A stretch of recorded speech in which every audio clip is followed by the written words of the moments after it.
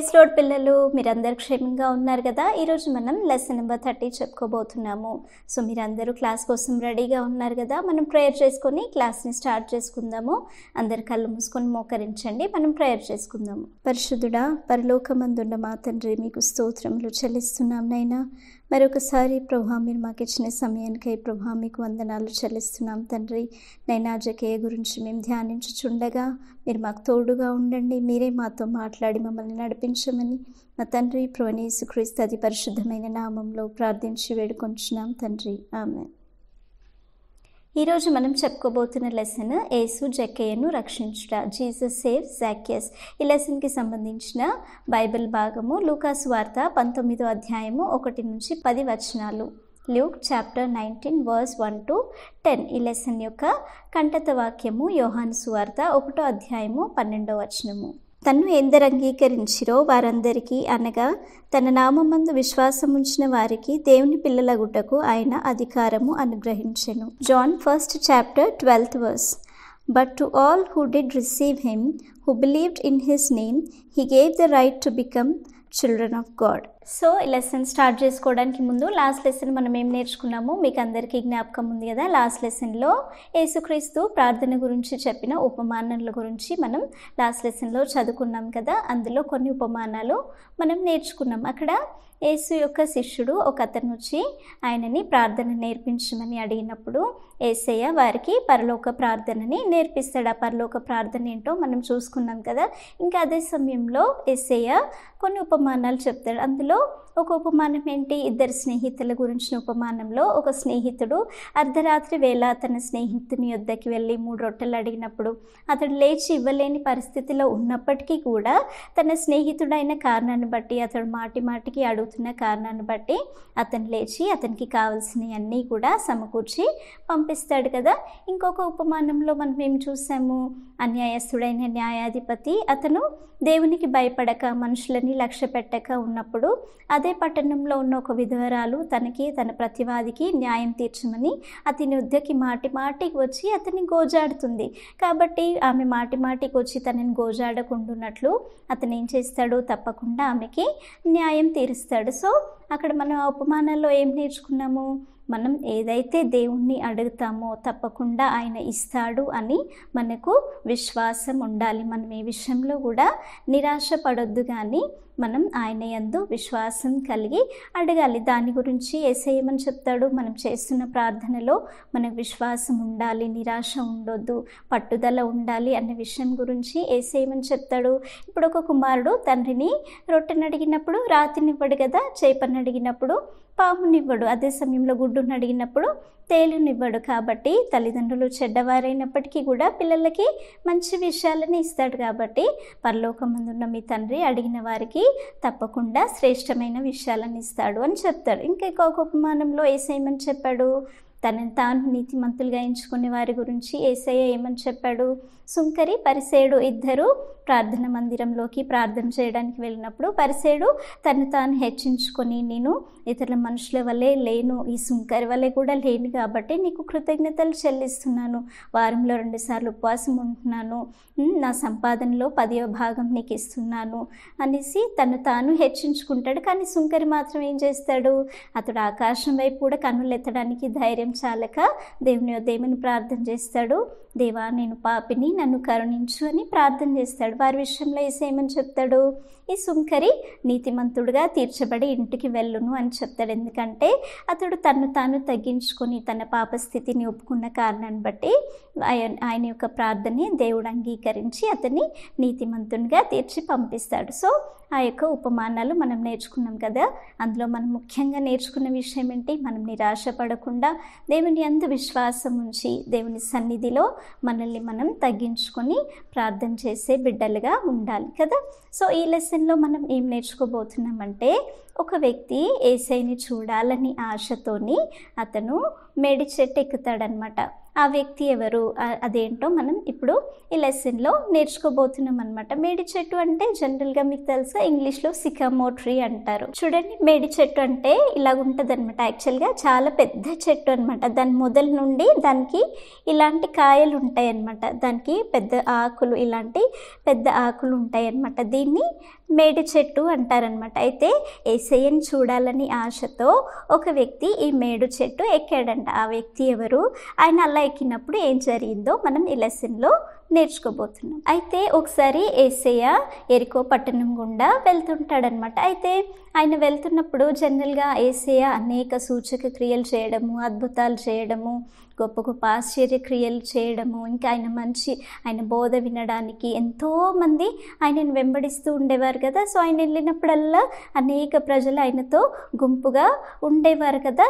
అయితే ఒకసారి ఎరికో పట్టణంకి వెళ్ళినప్పుడు కూడా యేసయ్య వెంబడి అనేక ప్రజలు ఉంటారనమాట. అయితే ఆ ఊర్లో ఎరికో పట్టణంలో జక్కయ్య అనే ఒక వ్యక్తి ఉన్నాడనమాట. జక్కయ్య ఆయన ఒక సుంకపు గుత్తదారి, అంటే ట్యాక్స్ కలెక్టర్ అనమాట, చీఫ్ ట్యాక్స్ కలెక్టర్ అనమాట. అయితే సుంకపు గుత్తదారి అంటే మీకు జనరల్ తెలుసు కదా, వాళ్ళు ట్యాక్స్ కలెక్ట్ చేస్తూ ఉంటారనమాట. ట్యాక్స్ అంటే ఏంటి, ఇప్పుడు గవర్నమెంట్ మనకి ప్రొవైడ్ చేస్తున్న ఫెసిలిటీస్ ఏవైతే ఉన్నాయో, అది ఒక ల్యాండ్ గురించి కానీ, వాటర్ గురించి కానీ, కరెంట్ గురించి కానీ ప్రజలు ట్యాక్స్ పే చేస్తారనమాట. దాన్ని ట్యాక్స్ అంటారు. సో ఈ ట్యాక్స్ కలెక్ట్ చేసే వాళ్ళని ట్యాక్స్ కలెక్టర్స్ అంటారంటే సుంకపు గుత్తదారులు అనమాట. అయితే ఈ జక్కయ్య ఆ పని చేసేవాడు. ఇతడు చాలా ధనవంతుడు అనమాట. అయితే ఈ ట్యాక్స్ కలెక్టర్స్ ఏం చేస్తారు, ఒక్కొక్కసారి అన్యాయంగా ఎక్కువ డబ్బులు తీసేసుకోవడము, ప్రజల నుంచి బలవంతంగా డబ్బులు తీసుకోవడం అలాంటివి చేస్తారు. కాబట్టి వీళ్ళంటే ప్రజలకి అంతగా ఇష్టం ఉండదు అనమాట. సో జక్కయ్య విషయంలో కూడా అతడు ఒక సుంకపు గుత్తదారి కాబట్టి ప్రజలెవరు కూడా అతన్ని ఇష్టపడేవారు కాదు. అయితే ఈ ఎరికో పట్టణంకి యేసయ్య వస్తున్నాడని తెలిసినప్పుడు ఈ జక్కయ్య యేసు ఎవరో చూడాలనేసి అతడు చాలా ఆశ కలిగి ఉంటాడనమాట. కానీ ఇతను చాలా పొట్టివాడనమాట. అయితే అతడు యేసయ్యని చూడడానికి వెళ్ళినప్పుడు యేసయ్య చుట్టూ గుంపుగా ప్రజలు ఉండడం చూసి అతడు ఇంకేమవుతుంది, అతడు యేసయ్యని చూడలేకపోతాడనమాట. చూడలేకపోయిన కారణాన్ని బట్టి అతను ఏం చేస్తాడంటే అతను ఒక ఆలోచన చేస్తాడు. యేసయ్యని ఏ విధంగా అయినా చూడాలని ఒక ఆలోచన చేస్తాడు. ఆ ఆలోచన ఏంటో ఇప్పుడు మనం చూసుకుందాం. ఇప్పుడు జక్కయ్య యేసయ్యని చూడాలని ఎంతో ఆశ కలిగి ఉన్నాడు. కాబట్టి ఆయన ఏం చేస్తాడంటే యేసయ్య ఈ మార్గం గుండా వస్తాడని తెలుసుకొని ఆయన కంటే ముందుగానే ఆయన ఏమనుకుంటాడంటే, ఇక్కడ మేడి చెట్టు ఉంది కదా, ఆ చెట్టుకి కూర్చుంటాను, అప్పుడు నేను యేసయ్యని చూడొచ్చు అనేసి అనుకుంటాడనమాట.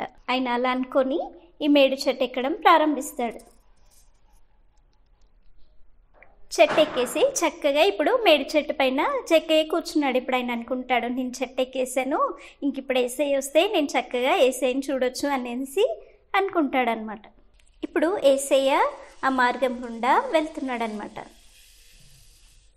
అప్పుడు యేసయ్య జక్కయ్యని చూసి, జక్కయ్య త్వరగా దిగు, నేడు నేను నీ ఇంట ఉండవలసి ఉన్నది అనేసి జక్కయ్యతో చెప్తాడు. అప్పుడు జక్కయ్యకి చాలా ఆశ్చర్యం వేస్తుంది కదా, నేను ఈ చెట్టు మీద ఉన్నానని యేసయ్యకి ఎలా తెలుసు, అసలు నా పేరు ఎలా తెలుసు అనేసి అతనికి చాలా ఆశ్చర్యం కలుగుతుంది కదా.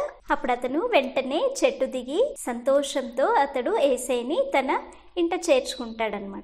అయితే జక్కయ్య యేసయ్య అడిగిన వెంటనే సంతోషంతో యేసయ్యని తన ఇంటిలో చేర్చుకుంటాడు. కానీ అక్కడ ఉన్న వారికి ఆ విషయం నచ్చదు. వాళ్ళు ఏమనుకుంటారంటే, పాపి అయిన మనుషుని యొద్ద యేసయ్య ఉండడానికి వెళ్తున్నాడు అనేసి వాళ్ళు చాలా సనుక్కుంటారనమాట. అయితే ఇప్పుడు యేసయ్యని కలిసిన వెంటనే జక్కయ్యలో ఒక గొప్ప మార్పు కలుగుతుందనమాట. యేసయ్య తన ఇంటిలోనికి వెళ్ళిన తర్వాత యేసయ్య అడగకుండానే జక్కయ్య ఏమని చెప్తాడంటే, ప్రభా, నా ఆస్తిలో సగము బీదలకు ఇచ్చేస్తున్నాను, ఇంకా అదే సమయంలో అన్యాయంగా నేను ఎవరి దగ్గరైనాను ఏమైనా తీసుకున్నట్లయితే తిరిగి 4 రెట్లు దాన్ని నేను చెల్లించేస్తాను అనేసి ఒక గొప్ప తీర్మానం అతను తీసుకుంటాడు. చూడండి ఎంత గొప్ప మార్పు అతనిలో జరిగింది కదా. అతడు సంతోషంగా యేసయ్యని అంగీకరించినప్పుడు తన జీవితంలో గొప్ప మార్పు అతడు చూశాడు కదా. అయితే ఇప్పుడు యేసయ్యకి కూడా చాలా సంతోషం అనిపిస్తుంది. అతడు యేసయ్య ఏమంటాడంటే, ఈయన కూడా అబ్రహాం కుమారుడే, నేడు ఇంటికి రక్షణ వచ్చి ఉన్నది అనేసి చెప్తాడు. ఇంకేమని చెప్తాడు జక్కయ్యతో అంటే, నశించిన దానిని వెతికి రక్షించుటకు మనుష్య కుమారుడు వచ్చి ఉన్నాడు అనేసి జక్కయ్యతో చెప్తాడనమాట. ఇప్పుడు జక్కయ్య యేసయ్యని అంగీకరించినందుకు అతనికి కూడా అతని ఇంటి వారికి కూడా రక్షణ కలిగింది కదా.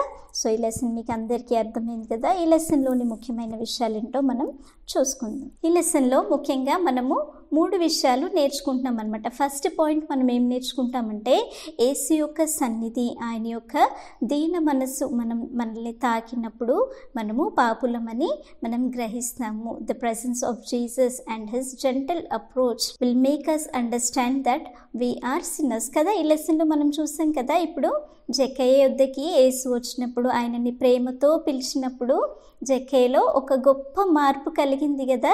యేసయ్య అతని దగ్గరికి వచ్చినప్పుడు, అతన్ని ప్రేమతో అతన్ని పిలిచినప్పుడు అతనిలో ఏం మార్పు కలిగింది? అతడు తాను పాపినని గ్రహించాడు కదా. యేసయ్య పిలుపు విన్న వెంటనే అతడు తాను పాపినని గ్రహించాడు. యేసయ్య యొక్క ప్రేమని, ఆయన గుణంని అతడు గ్రహించాడు కదా. ఇప్పుడు మనం కూడా దేవుని సన్నిధిలో ఆయన వాక్యంను వింటున్నప్పుడు, ఆయన ప్రేమను గురించి మనం వింటున్నప్పుడు మనం వెంటనే మనం గ్రహిస్తాము, మనం పాపులమని మనం గ్రహిస్తాము. వెంటనే మనలో ఒక పశ్చాత్తాపము కలుగుతుందన్నమాట. సెకండ్ పాయింట్ మనం ఏం చూస్తున్నామంటే, receive and accept Jesus into your heart and into your home and start a new life. యేసుని హృదయంలో నీ ఇంటిలోనికి అంగీకరించి ఒక నూతన జీవితం ప్రారంభించాలనేసి సెకండ్ పాయింట్లో మనం చూస్తున్నాం అనమాట. ఇక్కడ జక్కయ్య ఏం చేశాడు? యేసయ్యని అంగీకరించినప్పుడు అతడు కూడా, అతని ఇంటి వారికి కూడా రక్షణ కలిగింది కదా. అతడు అప్పుడు ఏం చేశాడు?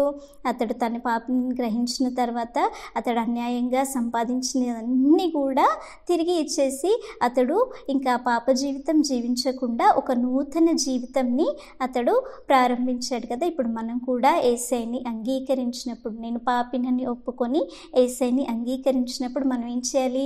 మన పాప జీవితంను విడిచిపెట్టి ఒక నూతన జీవితంని మనం ప్రారంభించాలి. ఇప్పుడు యేసయ్యని అంగీకరించడం అంటే ఏంటి? జనరల్గా ఇప్పుడు మీకు అర్థం కావడానికి నేను ఒక ఎగ్జాంపుల్ చెప్తాను. ఇప్పుడు మీ ఇంటికి ఎవరైనా వచ్చారనుకోండి, సపోజ్ ఎవరైనా గెస్ట్ వచ్చారు, వాళ్ళు డోర్ తట్టినప్పుడు మీరు డోర్ తీసి వెంటనే వాళ్ళని లోపలికి పిలవకుండా వారిని బయటే నిలబెట్టి వాళ్ళకి టీ ఇవ్వడము, కాఫీ ఇవ్వడము, స్నాక్స్ ఇవ్వడము, వారికి బయటే కూర్చోబెట్టి భోజనం పెట్టినప్పుడు వాళ్ళని మీరు లోపలికి అంగీకరించినట్ట, మీ ఇంట్లోకి యాక్సెప్ట్ చేసినట్ట కాదు కదా.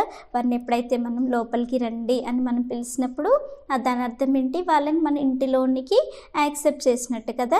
ఇప్పుడు అదే విధంగా ఇప్పుడు మనం యేసయ్యకి పాటలు పాడతాము, ప్రేయర్ చేస్తాము, చర్చ్కి వెళ్తాము, భక్తి చేస్తాము, సండే స్కూల్కి వెళ్తాము. ఇవన్నీ చేసినంత మాత్రాన్నే మనం యేసయ్యని అంగీకరించినట్టు కాదు.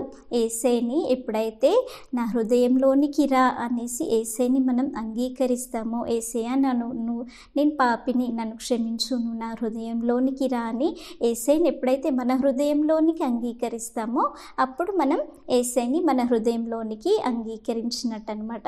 అయితే ఇప్పుడు మనం యేసయ్యని అంగీకరించిన తర్వాత మనం ఎలా ఉండాలి? మనం మన పాప జీవితంలో జీవించొద్దు, కానీ మనం ఆయన గుణములను కలిగి ఒక నూతన జీవితం మనం స్టార్ట్ చేయాలన్నమాట. ఇంకా థర్డ్ పాయింట్ మనం ఏం చూస్తున్నామంటే, when you repent God will give you grace not to sin. మనం ఎప్పుడైతే పశ్చాత్తాప పడతామో తిరిగి మనం పాపం చేయకుండా దేవుడు తన కృపనిస్తాడు. ఇప్పుడు జక్కయ్య విషయంలో కూడా ఆయన ఒప్పుకొని తన పాపంలను విడిచిపెట్టినప్పుడు యేసయ్య తన పిల్లల గుట్టకు ఆయనకి కృపనిచ్చాడు కదా. అదేవిధంగా ఇప్పుడు మనం కూడా మన పాపంల విషయమే పశ్చాత్తాపడి వాటిని విడిచిపెట్టినప్పుడు తిరిగి ఆ పాపంలో మనం జీవించకుండా దేవుడు తన కృపని మనకి ఇస్తాడనమాట. సో ఈ పాయింట్స్ మీకు అర్థమైంది కదా. ఈ లెసన్లోని యాక్టివిటీ ఏంటో మనం చూసుకుందాం. లెసన్లో యాక్టివిటీ ఏంటంటే, మీరు ఈ విధంగా ఇల్లు తయారు చేయాలి. దీని డోర్నేమో ఇట్లా హార్ట్ షేప్లో మీరు తయారు చేయాలి. దీంట్లో లోపల ఏమని రాయాలంటే, తన నామమందు విశ్వాసం ఉంచు వారందరికీ కూడా దేవుని పిల్లలగుటకు ఆయన అధికారం అనుగ్రహించెను. To those who believe in the name of Jesus he gave right to become his children అని రాసుకోండి. దీనికి అర్థం ఏంటంటే, యేసయ్య మన హృదయంలో ఉండాలి, మన ఇంటిలో కూడా ఉండాలి. జక్కయ్యకి అతనికి కూడా, అతని ఇంటి వారికి కూడా రక్షణ దొరికింది కదా, మనకి కూడా, మన ఇంటి ఇంటి వారికి కూడా రక్షణ దొరకాలి అని దీని గురించి మీరు యాక్టివిటీ చేసుకోండి. సో మనం ప్రేయర్ చేసుకొని క్లాస్ని ముగించుకుందాం. అందరు కళ్ళు మూసుకొని మోకరించండి. మనం ప్రేయర్ చేసుకుందాం. పరిశుద్ధుడా, పరలోకమందున్న మా తండ్రి, మీకు స్తోత్రంనైనా ఇప్పటి వరకు మీ సన్నిధి మీరు మాకు అనుగ్రహించినందుకు దేవా మీకు స్తోత్రములు చెల్లిస్తున్నాం తండ్రి. నిజంగా ప్రభా జకే ఏ విధంగా అయితే మిమ్మల్ని అంగీకరించి రక్షణ పొందుకొని ఉన్నాడో ప్రభా, నైనా నేడు దినంన ప్రభా నైనా మిమ్మల్ని మా హృదయంలోనికి అంగీకరిస్తున్నాం తండ్రి. మా పాప జీవితంలో క్షమించి ఒక నూతన జీవితం ప్రభా మీలో మేము ప్రారంభించడానికి మీరే మీ కృప దయచేయమని మా తండ్రి ప్రభువైన యేసుక్రీస్తు అతి పరిశుద్ధమైన నామంలో ప్రార్థించి వేడుకొంచున్నాం తండ్రి. ఆమేన్.